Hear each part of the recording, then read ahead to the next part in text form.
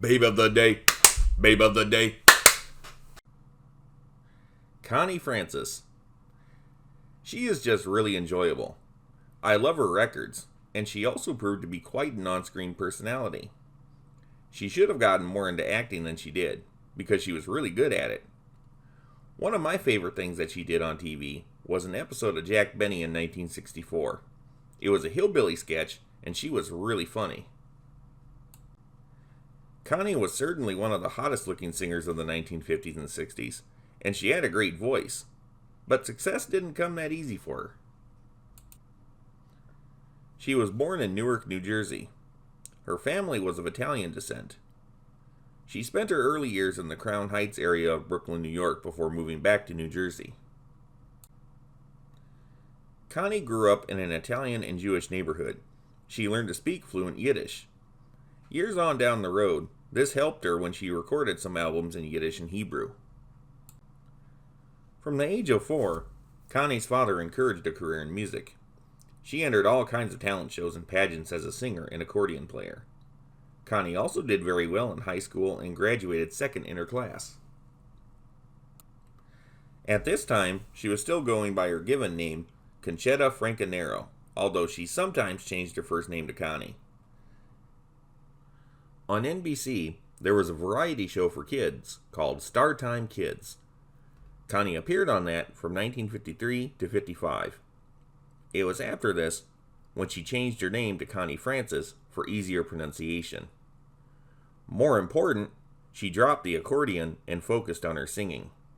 The accordion has long been perceived as an uncool instrument, especially for girls. Plus, it was large and heavy. Connie later joked that the accordion advocated celibacy. Not only was the accordion thought uncool, but she was strapped and trapped behind it.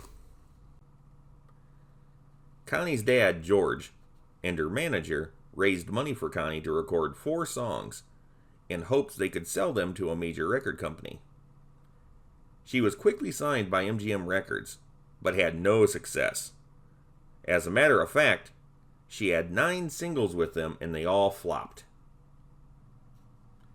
However, someone saw talent in Connie, and they hired her to record vocal tracks for the singing scenes in 2 movies, Rock, Rock, Rock from 1956 and Jamboree in 1957. You didn't see Connie, as her singing was lip-synced by Tuesday Weld and Frida Holloway. Connie's first kind of success was a duet single she recorded with Marvin Rainwater called The Majesty of Love in late 1957.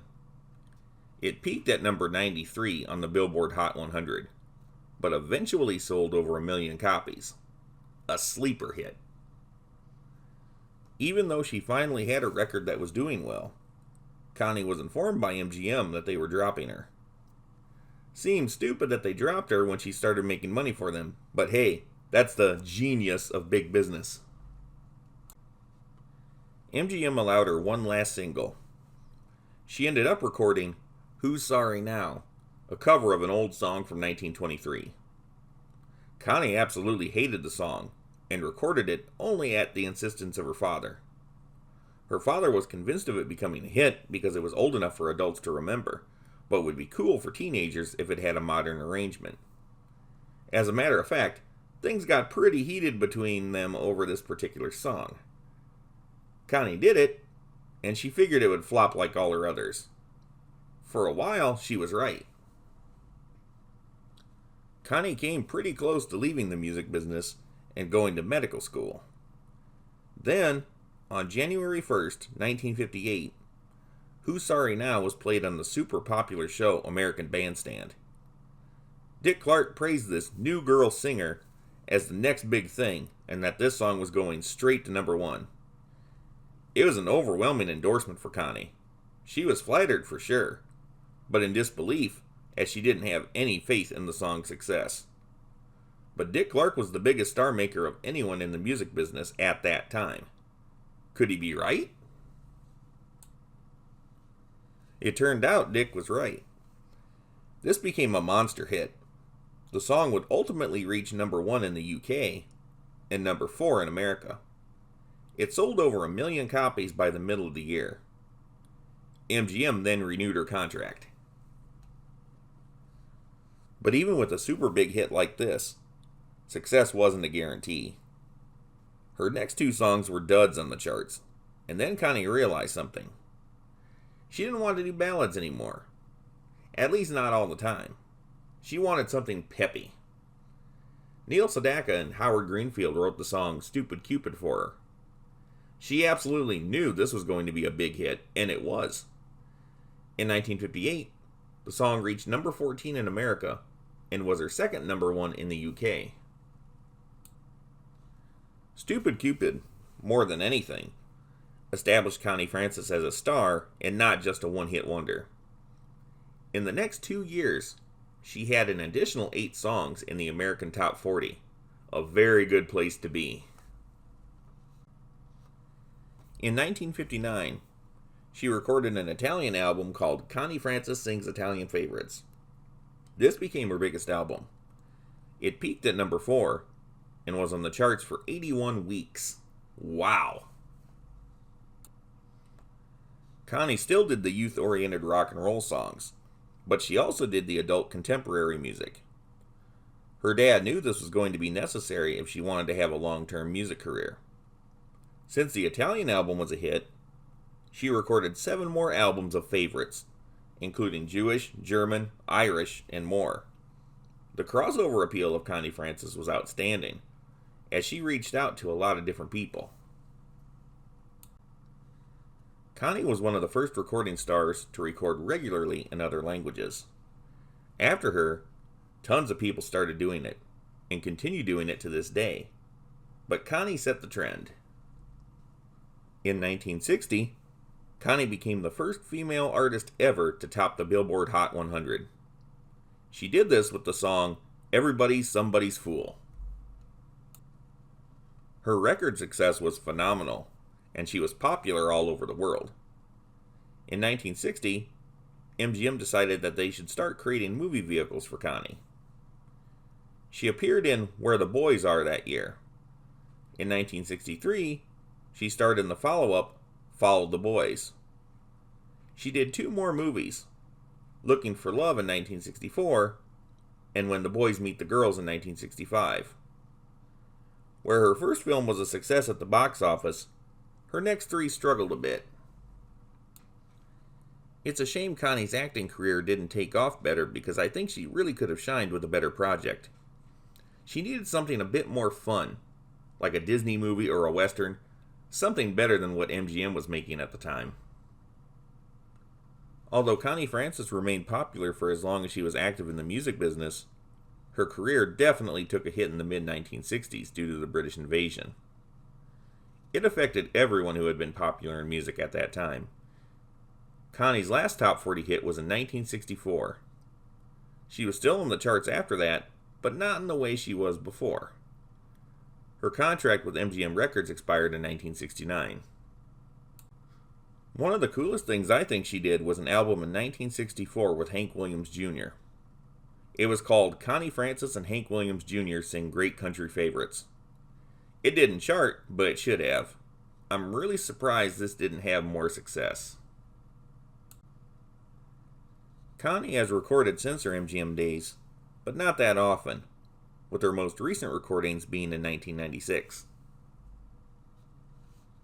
Personally, Connie had some bad things happen in her life. Everybody has tragedy, but there are some tragedies no one should have. In late 1974, Connie made headlines all over the world, and not in a good way. She was raped at a Howard Johnson's motel and nearly suffocated. The rapist was never caught. She ended up suing the chain for inadequate security and won a large settlement. But she went into deep depression for years, rarely leaving her home. Connie was married a total of 4 times, with none of them lasting very long. The love of her life was Bobby Darin, who she would never get a chance to marry. Connie's father hated him and ended their relationship, even chasing him away at gunpoint. Bobby later married Sandra Dee in 1960, totally breaking Connie's heart. She only saw him 2 times after that on a professional basis. Maybe Connie's dad knew something about Bobby Darin that Connie didn't. In 1967, Bobby's marriage to Sandra ended in divorce. In 1973, he was briefly married and divorced to another woman. Bobby had frail health his entire life, affecting his relationships and leading to an early death that same year at the age of 37. Bobby's poor health was no secret to people who knew him. Maybe Connie's dad didn't want his daughter to be a young widow. I don't think his stand on Bobby was entirely based on the boy's character. In 1981, Connie's brother, George Jr., was killed by mafia hitmen. She was close to her brother, so this was an especially cruel blow. Not long after this, Connie was diagnosed with manic depression. She would be committed to a number of psychiatric hospitals, and in 1984, she attempted suicide. Thankfully, that's not where her story ends. In the same year she attempted suicide, she wrote and published her first autobiography, Who's Sorry Now? It became a New York Times bestseller. She slowly got into performing and recording again. Connie Francis is still around today. She is largely retired from performing, but still keeps herself in the public eye. You've got to give her credit. She has been active in every decade from the 1940s through the 2010s. She even released a second autobiography called Among My Souvenirs in 2017. For better or worse, Connie has had an extraordinary life filled with incredible highs and crushing lows.